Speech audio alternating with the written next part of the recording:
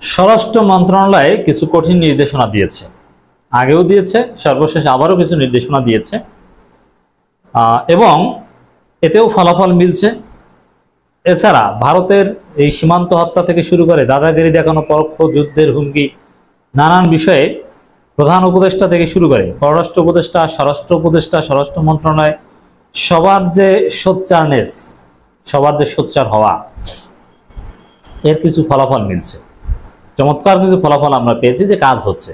এবং আমি কিন্তু আপনাদেরকে গতকালকে বলেছি, আপনারা অচিরেই দেখবেন, আপনাদের এই আশার বাণীগুলো শোনাচ্ছি, এগুলো হবে। আমরা সুখবর সুখবর বলতাম, আপনারা অনেকে ট্রল করতেন। আমি বলেছি যে 7 জানুয়ারি নির্বাচন করে সরকার গঠন করতে পারলেও হাসিনা 1 বছরের বেশি ক্ষমতায় থাকতে পারবে না।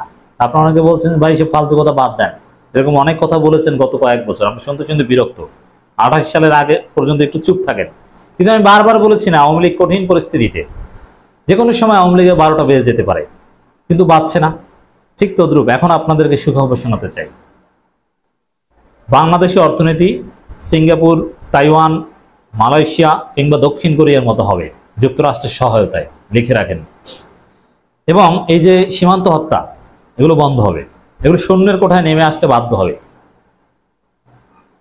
চায়না সীমান্তে যেরকম ভারত কাউকে মারতে সাহস পায় না, পাকিস্তান সীমান্তে যেরকম সিভিলিয়ান কাউকে মারতে সাহস পায় না, বাংলাদেশ সীমান্তেও কাউকে মারতে সাহস পাবে না। ওয়েট অ্যান্ড সি হবে। এজন্য স্বরাষ্ট্র মন্ত্রণালয়ের ভূমিকা অত্যন্ত তাৎপর্যপূর্ণ, তারা সাহসিকতার সাথে ভূমিকা পালন করে যাচ্ছে। সীমান্ত হত্যা বন্ধে ব্যবস্থা নেওয়ার নির্দেশ স্বরাষ্ট্র উপদেষ্টার। এখন সীমান্ত হত্যা বন্ধে ব্যবস্থা নেওয়ার নির্দেশ, এর মানে কি? যে কোনো মূল্যে সীমান্ত হত্যা বন্ধ করতে হবে এবং সীমান্ত হত্যা বন্ধ হবে। এটা কিন্তু খুবই কঠোরতা। সীমান্ত হত্যা বন্ধে ব্যবস্থা নেওয়ার নির্দেশ, এবার যেভাবে হোক ব্যবস্থা নিতে হবে, কোনো সীমান্ত হত্যা চলবে না।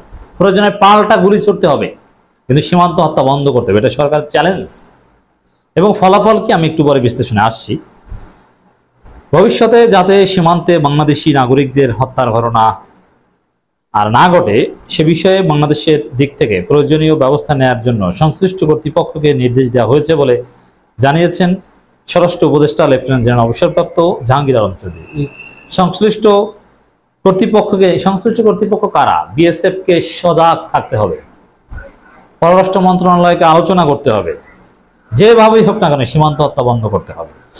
এত কঠিন নির্দেশনা বা এরকম পদক্ষেপ নেওয়ার জন্য ব্যবস্থা নিতে বলেছি, এরকম অতীতের কোনো সরকার বলতে পারেনি। 2001 থেকে 2006 বিএনপি অত কঠোরভাবে বলতে পারেনি। স্বরাষ্ট্র উপদেষ্টা বলেন, বর্ডার কিলিং, সীমান্ত হত্যা নিয়ে এখন এখানে একটু আলোচনা হয়েছে। আমি শুধু বলবো, ভবিষ্যতে এ ধরনের ঘটনা যাতে না ঘটে সে ব্যাপারে প্রয়োজনীয় ব্যবস্থা নেওয়ার জন্য আমি সংশ্লিষ্ট অথরিটিকে আদেশ দিয়েছি। আশা করব ভবিষ্যতে এ ধরনের ঘটনা আর ঘটবে না। মানে বিএসএফ প্রয়োজনে, বিজিবি প্রয়োজনে বিএসএফ এর সাথে আলোচনা করবে, বিজিবি বিএসএফ বৈঠক হবে, তারপরে এই বিষয়ে তারা ঐক্যমতে পৌঁছবে। আর উপর লেভেল থেকে তো আলোচনা হচ্ছেই। আর স্বরাষ্ট্র উপদেষ্টার বা স্বরাষ্ট্র মন্ত্রণালয়ের নির্দেশনাটা মূলত বিএসএফ কেন্দ্রিক হওয়ার, বিজিবি কেন্দ্রিক হওয়ার সম্ভাবনাই বেশি। দর্শক আরো নানান বিষয়ে কঠিন কথা বলছেন তিনি। বলেন, আমি আপনাদের সাংবাদিকদের কাছে অনুরোধ করব, ভবিষ্যতে যাতে এ ধরনের ঘটনা না ঘটে আপনারা আমাকে সাহায্য সহযোগিতা করবেন। এখন এই ধরনের ঘটনা জনগণের কাছে সাহায্য সহযোগিতা চাওয়ার অর্থ হচ্ছে চোরা কারবার বা এদেরকে সহায়তা করতে না যাওয়া। কারণ ভারত তো কোনো না কোনো একটা ইস্যুকে ব্যবহার করে সীমান্ত হত্যা করতে গিয়ে বা গুলি চালাতে গিয়ে, সেই ইস্যু ব্যবহার করার সুযোগ দেওয়া যাবে না। আমাদের পক্ষ থেকে সতর্ক থাকতে হবে। তবে চোরা কারবারি বা এগুলো হলেও ভারত সুনির্দিষ্টভাবে হত্যার উদ্দেশ্যে এগুলি করে, চোরা কারবারি ঠেকানোর উদ্দেশ্যে নয়। আর আসল চোরা কারবারিদের ঠিকই ঘুষ খেয়ে পার পেতে সহায়তা করে। কারণ যদি অনুপ্রবেশ বা চোরাচালান বন্ধ করতে চায় তাহলে তো পায়ের নিচে গুলি করতে পারে, এভাবে বুক বরাবর গুলি করার তো প্রয়োজন নেই। উপদেষ্টা আরো বলেন, পূজার সময় আরেকটি সমস্যা দেখা দেয়, যেহেতু আমাদের অনেক লোক ভারতে যাওয়া আসা করে, এপারের লোক ওপারে পূজা দেখতে যায়, আবার ওপারের লোক এপারে পূজা দেখতে আসে। এখানে সবাইকে আমি অনুরোধ করছি, এবার আপনারা বর্ডার বেল্টে ভালো ভালো পূজা মণ্ডপ করেন, যেন আমাদের লোক ওই পারে না যায় পূজা দেখার জন্য, ওই পারের লোকও যেন এপারে না আসে, এটার ব্যবস্থা নেওয়ার জন্য বলছি। এর মানে যত ধরনের ব্যবস্থা নেওয়ার দরকার নিচ্ছে, এতে সুফল আসবে ডেফিনেটলি। ভারত সুযোগ পাবে না এক্সকিউজ দেখানোর। তা একটা সুফল সীমান্ত হত্যার প্রশ্নে কোনো জবাব দিলেন না প্রণয় ভার্মা।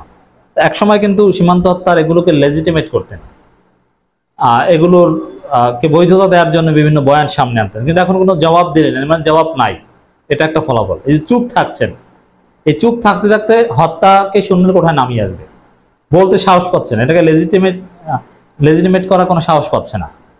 নতুন পররাষ্ট্র সচিব মোহাম্মদ জসিমউদ্দিনের সঙ্গে সীমান্ত কেন্দ্রিক সম্পর্ক নিয়ে আলোচনা করেছেন ভারতীয় হাইকমিশনার প্রণয় ভার্মা। তবে সীমান্ত হত্যা নিয়ে সাংবাদিকদের প্রশ্নে কোনো জবাব দেননি ভারতীয় দূত।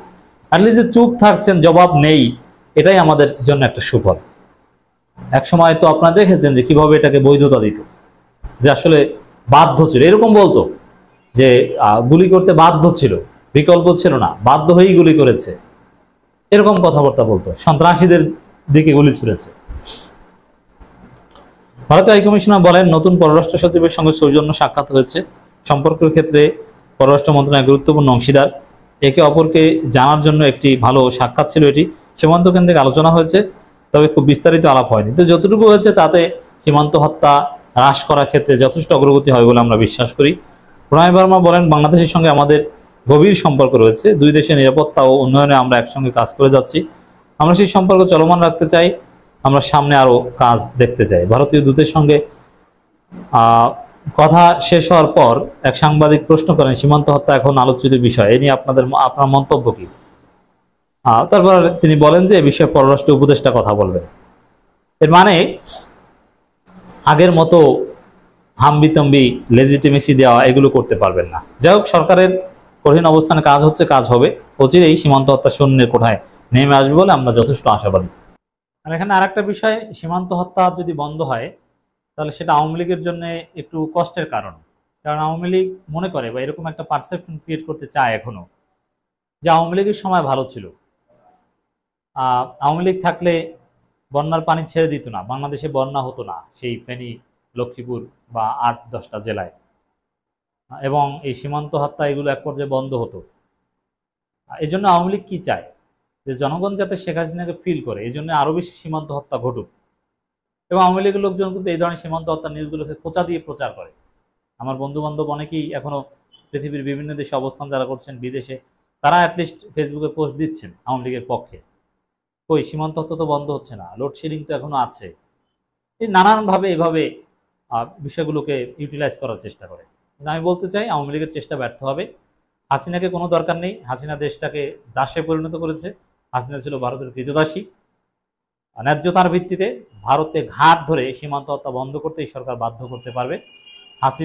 হাসিনার মতো স্বামী ডেকে বন্ধ করার চেষ্টা করতে হবে না।